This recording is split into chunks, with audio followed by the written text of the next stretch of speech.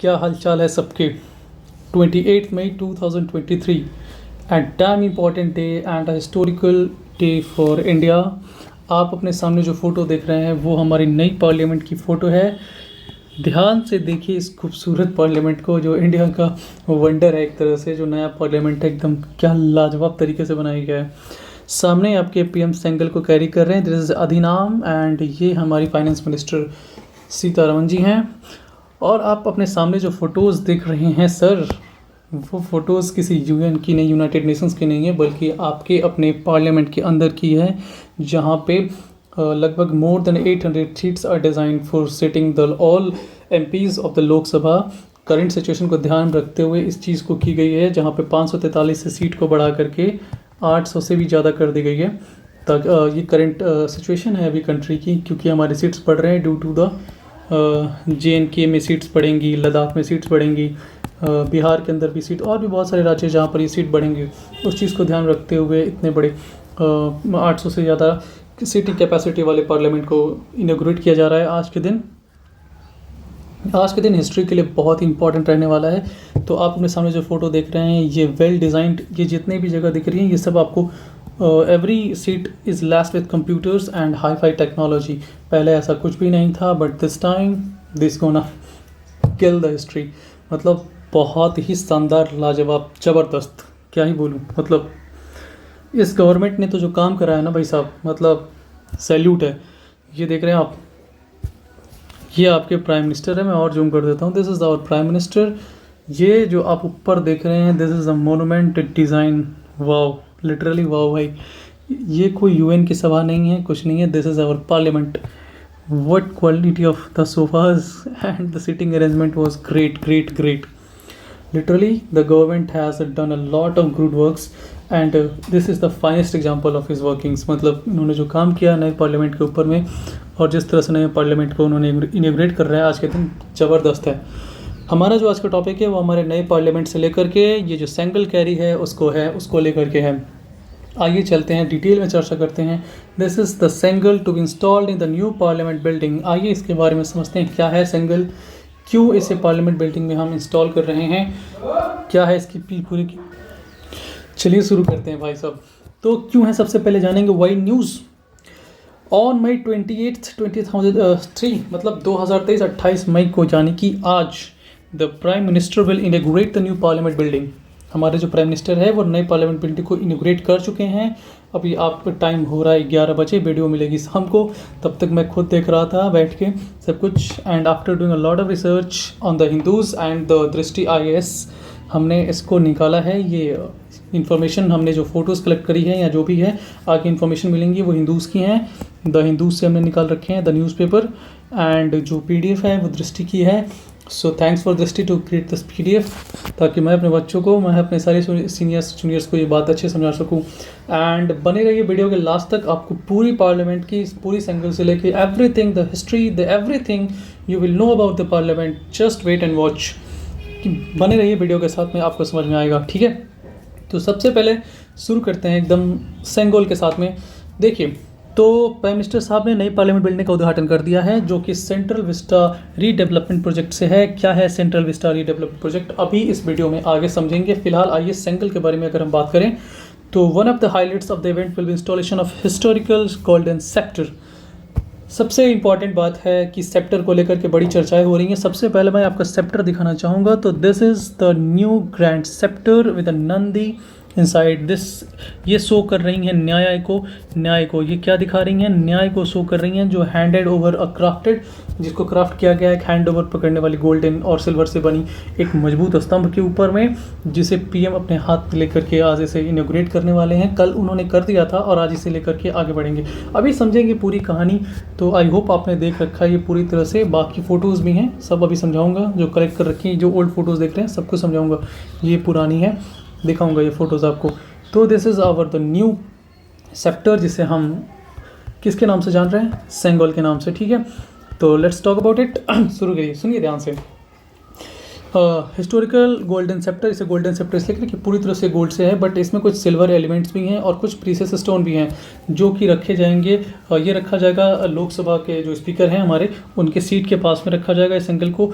ये एंगल जो है भारत के स्वतंत्रता को, उसकी संप्रभुता को, दैट इज़ इंडिपेंडेंस और सोवेनिटी को दिखाता है, और हमारे कल्चरल हेरिटेज यानी कि जो हमारी सांस्कृतिक व्यवस्था रही है, सांस्कृतिक जो हमारा व्यवहार रहा है उसको दिखाता है, हमारी डाइवर्सिटी को शो करता है। आइए इसका हिस्टोरिकल सिग्निफिकेंस समझते हैं। What is its historical significance of Sengol. Sengol का हिस्ट्री क्या है, सेंगल का मतलब क्या है, ये कहाँ से आया, क्यों आया, और कब सबसे पहले इसको किसने अडॉप्ट करा, और इसकी अपनी क्या इतिहास रही है, सब जानेंगे, बस देखते रहिए, ठीक है। तो सेंगल का मतलब होता है सेमाई तमिल वर्ड में, जिसका मतलब होता है राइटनेसनेस, इट इज़ धर्म। राइटनेसनेस का मतलब होता है धर्म, सेंगल का मतलब होता है धर्म। एक राजा का धर्म क्या होता है और प्रजा का धर्म क्या है, एक प्रधानमंत्री का धर्म क्या है, एक राष्ट्रपति का धर्म क्या है। तो जब ये शुरू हुआ था तो राजाओं से शुरू हुआ था, हम समझेंगे इसको अभी। ये बना है गोल्ड और सिल्वर से, और इसमें कुछ प्रीशियस स्टोन्स को भी जड़ा गया है, कुछ कीमती मोतियों को, कुछ पत्थरों को, और ये गोल्डन यानी सोना और चांदी दोनों का मिश्रण है। A single scepter was carried by emperors on ceremonial occasions and used to represent their authority। अक्सर ये जो आपका सेप्टर है, जो सेंगल है, सेंगल सेप्टर जो है, सेप्टर का मतलब होता है कि सुपरमेसी, मतलब ये दिखाता है आपके सुपरमेसी को। सेप्टर मीनिंग सुपरमेसी, ये जो सेप्टर है इसका मतलब होता है सुपरमेसी, ठीक है, सुपरमेसी। तो ये राजाओं के द्वारा, महाराजाओं के द्वारा कैरी किया जाता था उनके किसी भी राजकीय परियोजनों में, सेरेमोनियल ओकेजन्स में, और ये दिखाता था उनके अधिकारों को, उनके अथॉरिटी को, उनके पावर्स को दिखाता था, शो करता था। शुरुआत होती है इसकी चोला एम्पायर के साथ में, जो कि इंडिया का क्या, वर्ल्ड का सबसे लॉन्गेस्ट रूलिंग डिनेस्टीज़ में से एक था, जो पूरे साउथ इंडिया पर अपनी पकड़ बना के रखा था चोलाज में। हम चोलाज के बारे में फिर कभी डिस्कस करेंगे, बट मैं थोड़ा थोड़ा आपको बता दूं कि चोलाज ने लगभग तमिलनाडु, चाहे वो केरल हो, कर्नाटका, आंध्र प्रदेश, तेलंगाना, उड़ीसा, श्रीलंका को 9 से लेकर सेंचुरी, टोटल 5 साल यानी 500 साल तक तो पूरी तरह से इन्होंने भारत के ऊपर में अपना आधिपत्य जमा के रखा था। और ये चोलास डिनेस्टी अपने मिलिट्री पावर्स के लिए, अपने समुद्री यात्री, अपने ट्रेड के लिए, व्यापार के लिए, अपने प्रशासनिक विभाग के लिए, अपने सांस्कृतिक पैट्रोनेज, अपने सांस्कृतिक धर्म परंपराओं के लिए, और अब सबसे इम्पोर्टेंट टेम्पल आर्किटेक्चर के लिए जाना जाता था। इनके बनाए हुए टेम्पल्स आज भी एकदम one of the best temples in the world है। अगर आपको कभी देखना हो तो आप कभी साउथ इंडिया जाएं, आपको इनके बनाए हुए टेम्पल आर्किटेक्चर देख के हैरानी होगी कि तब के टाइम में इतने डेवलप टेम्पल, इतनी ज़बरदस्त कंस्ट्रक्टिंग वाली चीज़ों को कैसे बनाया गया होगा, क्या आर्किटेक्ट, क्या इंजीनियरिंग रही होगी। सैल्यूट है अपने एंशिएंट हिस्ट्री को भाई, ठीक है। तो आइए और थोड़ा बहुत समझ लीजिए इसके बारे में। कहता है the Cholas had a tradition of handing over. तो ये सेंगल की जो कहानी है भाई, ये आती है जो जब चोलास किंगडम थी, जो चोलास में राजा हुआ करते थे, वो राजा जब दूसरे राजा को अपने राजकीय कार्य, अपने भार को सौंपते थे, कार्यभार को सौंपते थे, या अपना पूरा सब कुछ अपने आने वाले सक्सेसर्स को देते थे, तो उसकी सक्सेसी को मेंटेन करने के लिए, उसे लेजिस्लेट करने के लिए, उसे वैध करने के लिए एक राजा दूसरे राजा के हाथ में वो सेंगल सेप्टर देता था कि ये सिंगल सेप्टर है मेरी सुपरमेसी का, मेरे राज्य अब मैं तुम्हारे हाथों में दे रहा हूँ। This is the transfer of power, nothing but transfer of power. और यही हुआ है आगे भी, ट्रांसफ़र ऑफ पावर, की मैं अपना पावर दे रहा हूँ। The Sengol sceptre is just a medium. Single sceptre क्या है, एक मीडियम है और नथिंग, जस्ट अ मीडियम। तो एक राजा दूसरे राजा को ये सिंगल देता था। लेकिन आइए सवाल है कि how did single become a part of India's independence. भारतीय स्वतंत्रता से इसका क्या लेना देना है और कैसे ये न्यू पार्लियामेंट तक आया। तो सुनिए, बहुत ही सिंपल है, कुछ ज़्यादा दिमाग नहीं लगाना है। 1947 में जब अपना देश आज़ाद नहीं हुआ था, मतलब अगस्त 47 में हुआ है आज़ाद, पर उससे पहले की बात है जब ब्रिटिश रूल का भारत में अंत हो रहा था, तो उस समय वायसराय थे लॉर्ड माउंटबेटन।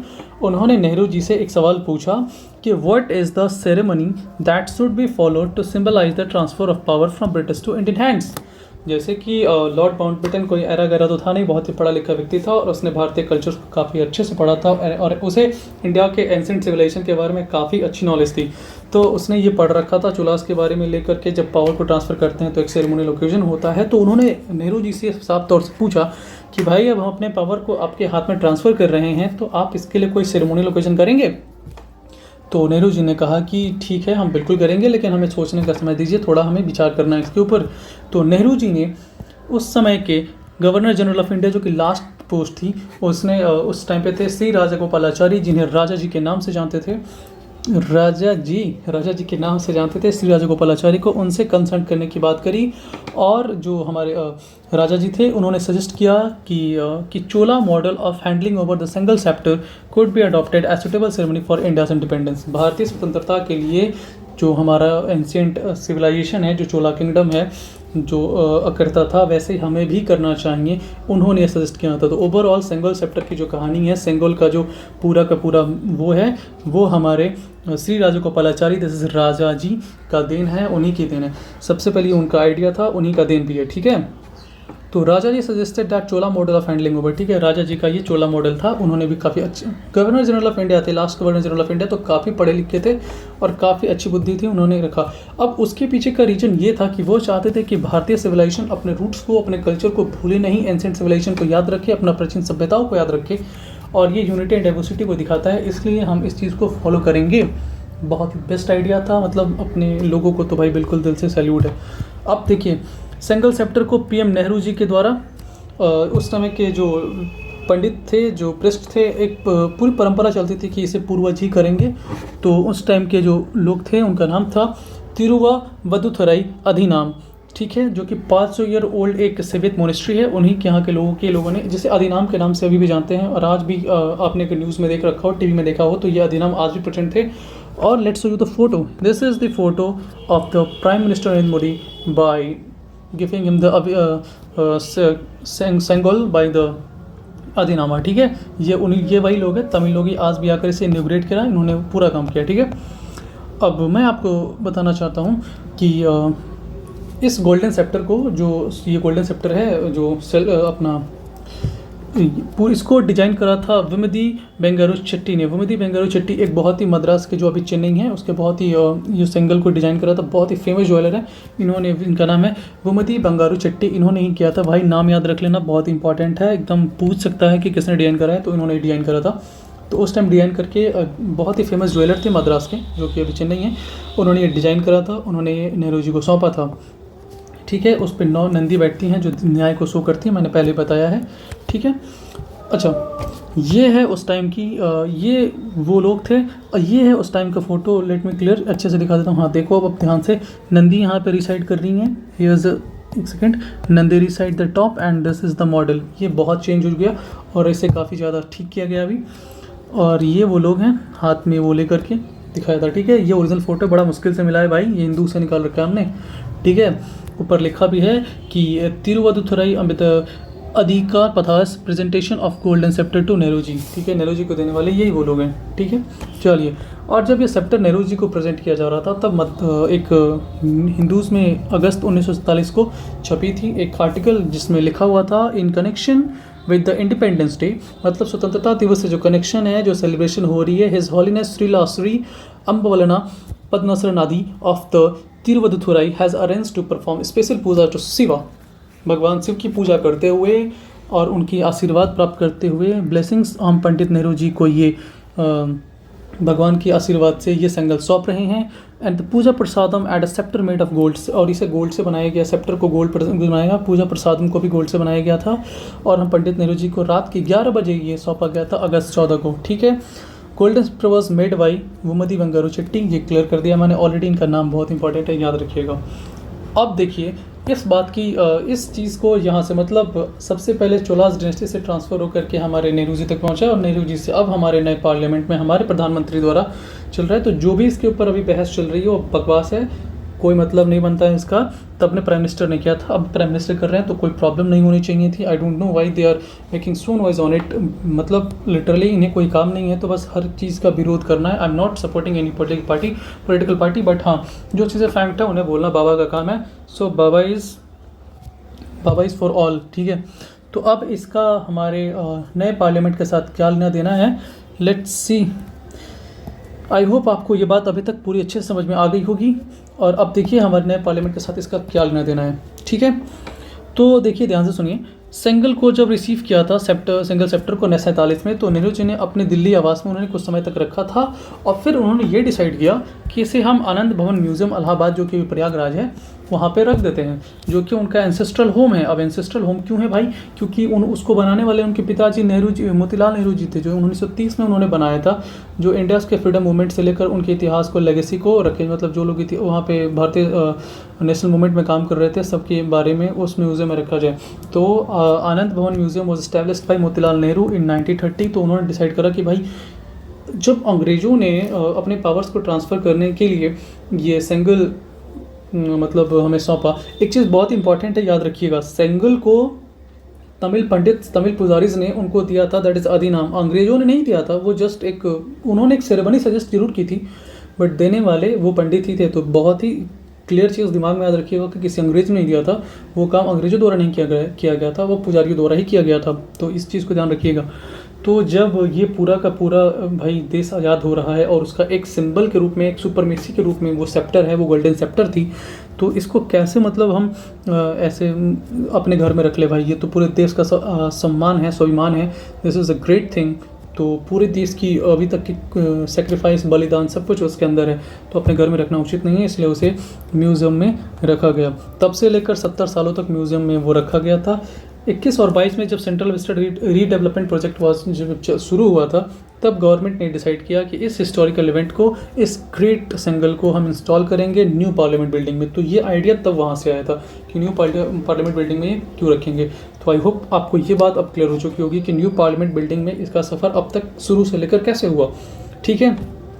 और उन्होंने डिसाइड किया कि इसके बाद हम इसे किसी म्यूज़ियम में नहीं रखेंगे, बल्कि लोकसभा स्पीकर की सीट के बगल में रखेंगे, सीधी बात, ठीक है। यानी कि मैं अगर आपको फ़ोटो दिखाऊं, this is the Lok Sabha speaker seat, और यहीं पे कहीं पे रखा जाएगा। ओके, चलिए अब आते हैं टॉपिक पे, ठीक है। और ये वहाँ पे जब रहेगा, इतिहास को दर्शाता रहेगा, इतिहास को बताएगा।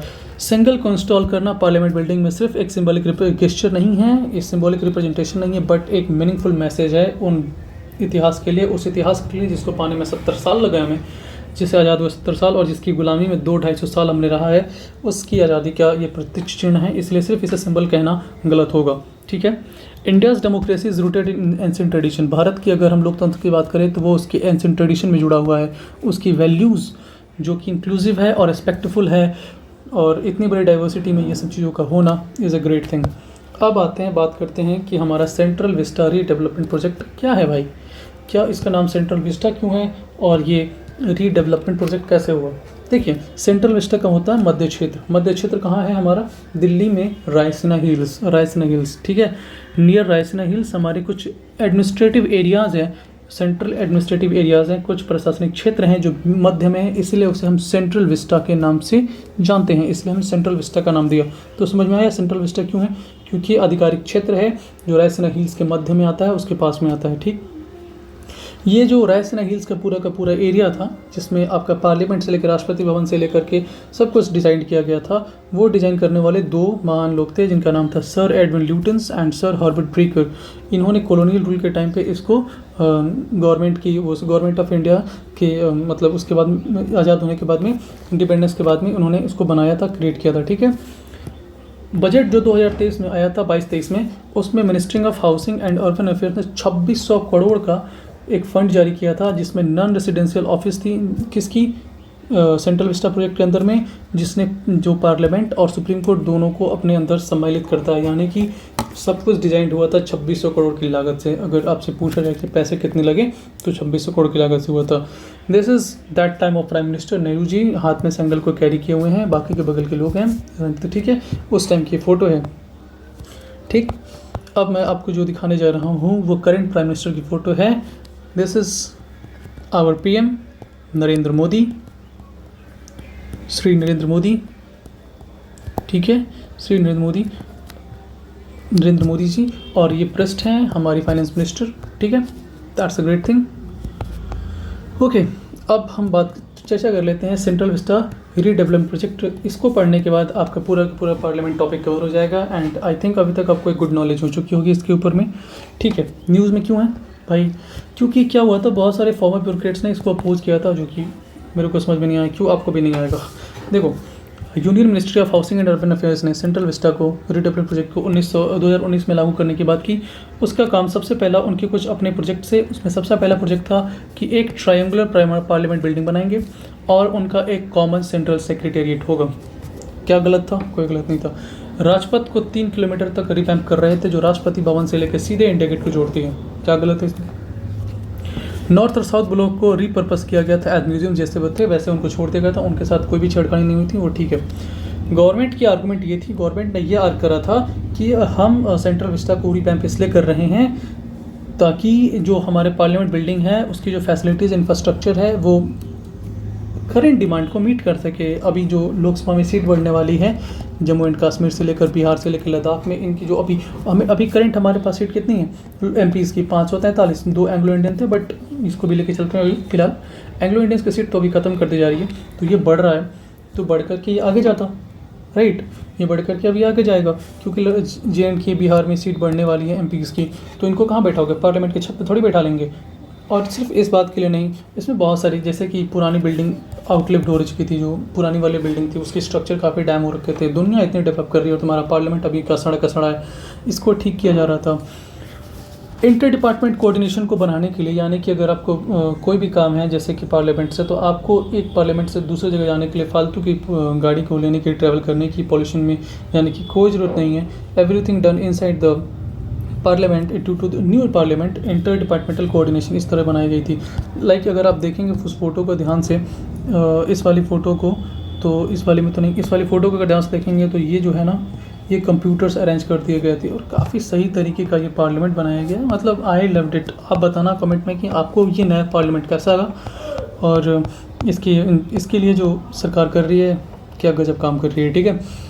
अब देखो सेंट्रल विस्टा में के अंदर क्या क्या आता है। देखो सबसे पहले राष्ट्रपति भवन आ जाता है, पार्लियामेंट हाउस होता है, नॉर्थ साउथ ब्लॉक आता है, इंडिया गेट आता है, नेशनल आर्चिव्स एंड अमंग अदर्स, ये सबको सेंट्रल विस्टा के पार्ट हैं। चलो 1911 की बात है। किंग जॉर्ज 5 ने अनाउंसमेंट किया था एक दिल्ली दरबार का, जिसमें उन्होंने कलकत्ता से दिल्ली को अपना कैपिटल शिफ्ट किया था। याद कीजिए 1911 से पहले दिल्ली आपका कैपिटल नहीं था, वो कलकत्ता आपकी कैपिटल थी।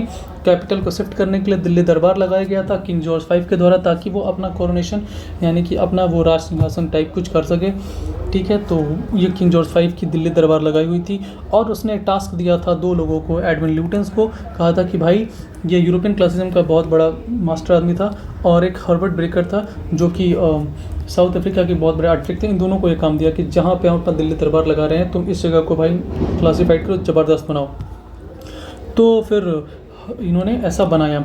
हर्बर्ट ब्रेकर ने यूनियन बिल्डिंग्स ऑफ रिटोरिया बनाई है साउथ अफ्रीका की, याद रखिएगा। हर्बर्ट ब्रेकर ही वो आदमी है जिन्होंने साउथ अफ्रीका की रिटोरिया बिल्डिंग को भी, यूनियन बिल्डिंग है उसकी, क्रिएट किया है। अब बहुत इंपॉर्टेंट बात, पार्लियामेंट हाउस बिल्डिंग को डिजाइन करने वाले ल्यूटिन्स एंड बेकर थे। कौन थे? बेकर। बट राष्ट्रपति भवन को डिजाइन करने वाले ल्यूटिन, और सेक्रेटेरिएट को डिजाइन करने वाले हर्बर्ट ब्रेकर थे, ठीक। इन नामों को याद रखिएगा कि पार्लियामेंट को इन दोनों ने कंबाइन किया था, बट राष्ट्रपति भवन को ल्यूटिन ने और सेक्रेटेरिएट को हर्बर्ट ब्रेकर ने, ठीक है। अब इसी के साथ आपका पार्लियामेंट खत्म होता है। आई होप आपको अपनी न्यू पार्लियामेंट बिल्कुल अच्छी तरीके से समझ में आ गई हो। फिर भी अगर आपको कोई डाउट हो भाई, तो कमेंट बॉक्स में डालो कमेंट और पूछो क्वेश्चन, और अगर वीडियो पसंद आई हो तो ठोको दबा के लाइक, शेयर करो सब तक, जो भी बड़े छोटे लोग हैं तुम्हारे घर में, सीनियर जूनियर, सबको वीडियो शेयर करो। Please share and subscribe the NCERT Baba for more videos like this. हम मिलते हैं आपसे शाम 7 बजे फिर एक वीडियो में, जो पॉलिटी का सेशन है। सभी आना, भर भर के लाइक कमेंट्स ठोको।